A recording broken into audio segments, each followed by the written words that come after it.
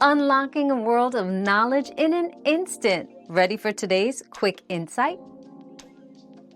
The F1 to F12 keys on Windows 7 serve various shortcuts and functions, enhancing productivity and user experience. F1 is generally used for help and support. F2 renames a selected item. F3 opens search. F4 displays the address bar list in File Explorer.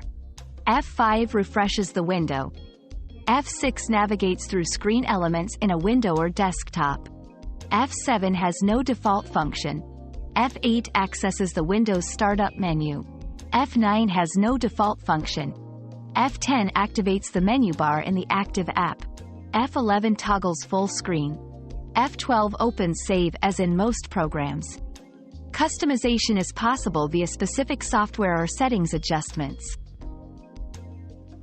Another mystery solved, but many more await. Keep up with our daily discoveries by subscribing and turning on notifications.